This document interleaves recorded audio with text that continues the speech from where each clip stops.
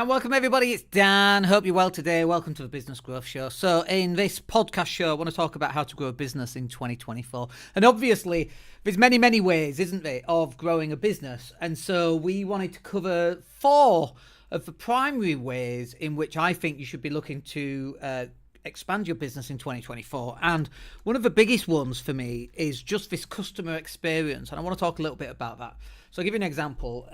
Last week, in fact, the week before, we were having a problem with fobs, to get into an apartment block because the previous tenant had lost them and we had new tenants going in.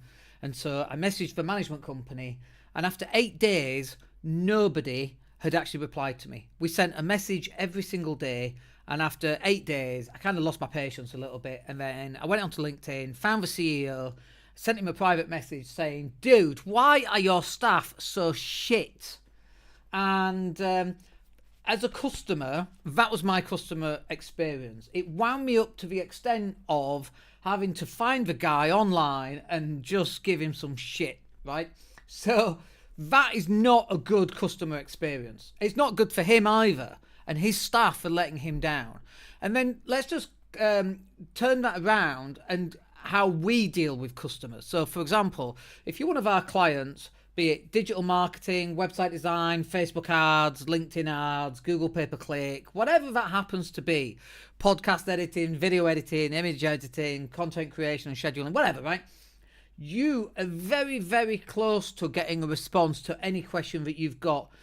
If it's certainly within 9 to 5 on a work day, you're like 10 minutes away from getting a response. If it's more than 10 minutes, we're probably doing something wrong. And if you're a subscription client and you put something in the group chat, like, you get a response almost immediately. If you're not a client yet and you go, Dan, can we jump on a call? I want to chat about website design. Usually you'll get a response back at least within half an hour, usually less than that. As soon as it comes in, we're back on it, right? And so we talk about this quite a bit, from a sales conversion point of view. We call it the dead zone. The longer you leave a lead, the deader it gets, right? Because we've gone off and started doing different things. But it's the same with existing customers. This is a customer experience, and an experience takes place in somebody's mind, okay? So they might go, well, look how amazing I am at customer service. I answer the phone in 3 rings. You're supposed to answer the phone in 3 rings. It's not doing any better than normal.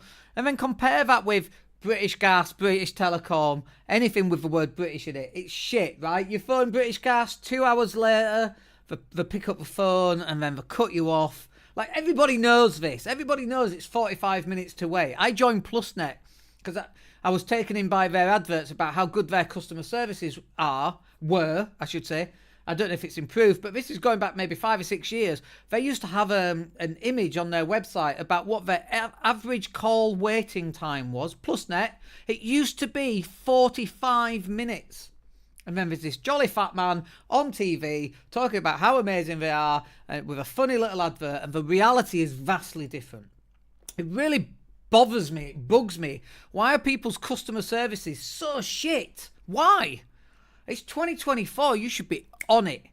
And the reason why we get recommended so much, right? And I'd say 70% of our business probably comes from recommendation, word of mouth and that kind of thing. And the reason why we get recommended so much is that our customer service is just on point. Imagine if British Gas's customer service, you could actually just get straight through and speak to someone. Imagine how good that would be, knowing that you're not going to have to wait. I went to Santander because I've got 2 accounts with 2 wrong addresses, and they have to match up each address and match up each account. 40 minutes I was in Santander. They still couldn't do it. They had 3 forms of ID. They still couldn't do it. And then they're like, well, you have to wait and it's going to take an hour. And like, dude, I ain't waiting for you because your system is so shit that you can't sort this out. I don't understand. Why is that my problem? I'm your customer, goddammit. Make it happen. I'm off shopping. How about that? I'll come back, and how about you fix it instead of me having to get upset? But, oh, no, that doesn't work. Now, look, you might not think that your customer service is that bad. We don't think it's that bad. Your customers will tell you if your customer service is bad, and we want our customers to tell us if our customer service is bad. That experience that they have, we don't want them to think, oh, we're going to use Dan, but he probably won't give us a message back. No, you get a message back immediately. As soon as I see it, you'll get a message back. Very, very rare do you not get some kind of feedback, some friendly joke, whatever that might be. It might be a shit joke, but it'll be a friendly joke, right? We're not comedians. So that's the customer experience. And if you can improve your customer experience, your business will do much better in 2024 because you're going to start knocking out your competitors whose customer experience is bad. And I spend time thinking about customer experience. We've just, for example, added a web design manager for our web design department. And we just had our first call with him on it, with one of our clients, that we're coming to the end on a website design. And it's wonderful because normally it's me and I'm able to pass it over to him, and his customer service is on point, right? He came up with ideas during the call. We left the call. I can see all those ideas going over to our web design team. They're all going to get implemented, and then we can review the implementation tomorrow, go back to the customer, get any final adjustments, go back to the implementation team. They'll get implemented. Wonderful. It's exactly how it should work. And so we're constantly spending time looking at what can we do to improve our level of customer service. And it's so important to me. And it bugs me, it bothers me, it winds me up when I see other people's customer service just being utterly shit and so much contempt for their customers. I just don't get it, right? I just don't get it. The next thing that I think you can do to grow your business in 2024 is an increase in the level and the amount and the consistency of your authentic marketing. And what I mean by authentic marketing is this, right? Me and you sat here, you're either going to watch this as a live stream, you're going to listen to the podcast, you're going to watch one of the shorts. This is authentic marketing, right? You get Dan. This is who I am. This is what I look like. This is what I sound like. Sometimes I tell jokes that are not funny. Sometimes I tell jokes that are highly inappropriate. And sometimes I swear a lot. But you know what you're going to get because that is authentic Dan, right? And so when we talk about our clients, and you know, it's kind of difficult because I kind of don't want to talk about our clients. We had a client this week in the last 11 or 12 days who's just done £11,000, right? We persuaded them to come off Shopify, built them the WordPress website, WooCommerce, got some events on there, just doing 11 grand in the last 10 days, right? Like, that's really true and happened and authentic. And we kind of have to pull back a little bit from, you know, kind of showing off to some extent, because we don't want those clients to be identified, obviously, for several reasons. But it happens, right? And actually, we need to find a balance between sharing what our clients get up to and those wins, and being able to share that out so other people can actually see it. But this is authentic marketing. Even getting people on board. So, for example, our clients have an interview once a month with our interviewer Dave to talk about their business, right? So it's a 2 talking heads type interview. We pull that out as a live stream, we pull out the podcast, we pull out the shorts, and then we schedule those to go out across social media. And we know that they work. And so that's a level of authentic marketing that you get when you sign up with us that we know other people don't do, because it's really difficult to do, by the way. You've got to get someone allocated to it, you've got to pay them, you've got to motivate them as well, because you have to motivate all staff at all times. Not everybody's motivated as I am because they don't own the business and so on.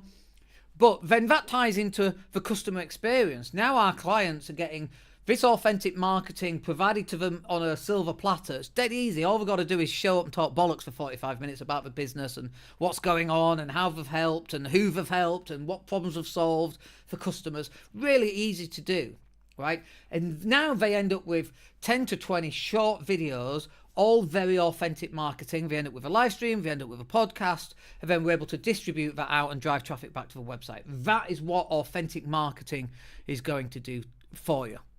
And then it leads us on to a better conversion and a better sales process, because it's not only about driving traffic back to your website, it's about what are you going to do with the traffic once you've actually got them there.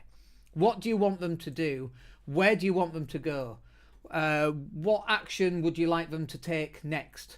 And so that bit is really, really important as well. So the conversion mechanism is something that you need to have in place. And people concentrate on trying to drive as much traffic to the website, but there's nowhere for that traffic to go once we're on a website because the funnel isn't in place. And so from our point of view, our job is to drive and create the funnel. So the client that closed £11,000 in the last kind of 2 weeks, they now have a funnel. We put content out, we drive traffic back to the website, they can see the events, they can sign up for the events, they can book the events, all the information is there on the website, enough information to enable them to actually buy, and off they go. Every event keeps on getting sold out. It's amazing, right? That's because there's a conversion process that's up and running on the website. And this is where some people are failing, because you've not got a conversion process. You're driving people back to your homepage and there's a phone number on the homepage and you say, well, if they really want my stuff, then they can pick up the phone. And it's like, no. It's too much friction. The idea here is that you remove friction. You make it as easy as possible. Like on my own website, we used to go to a web form, fill it in, then they get redirected to a 15-minute strategy session. We changed that.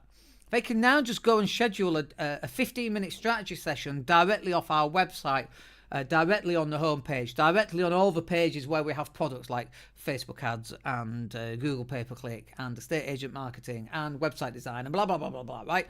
And then on every post that we post content out on, there's also a book a 15-minute strategy session on there as well, because that's what we want to do. We want to remove the friction from everyone being able to get in touch.